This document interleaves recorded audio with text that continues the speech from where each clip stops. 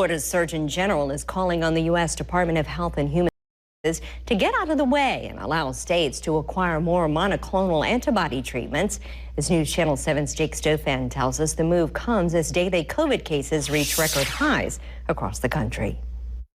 In this letter to the HHS Secretary, Florida Surgeon General Joseph Ladapo ripped the agency's recent decision to pause allocations of 2 monoclonal antibody treatments.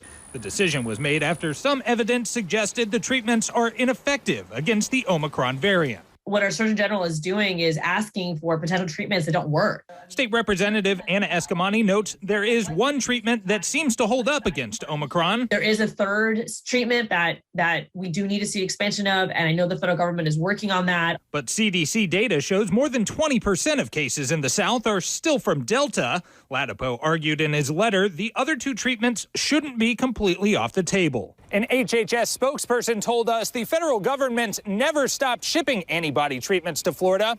The agency says Florida has received 22,000 treatments in the last 2 weeks alone. But considering the state just racked up nearly 47,000 new cases in a single day, there's an apparent imbalance between supply and demand. But at the same time, it doesn't help to point fingers at this moment. We need to work together to get out of this and keep our people safe.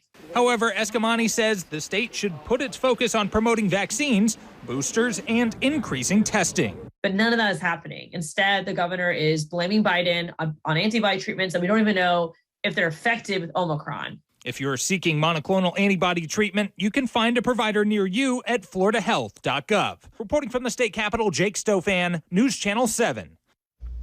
In a statement, the governor's office said DeSantis, quote, has consistently urged the Biden administration to ramp up supplies of these life-saving therapeutics.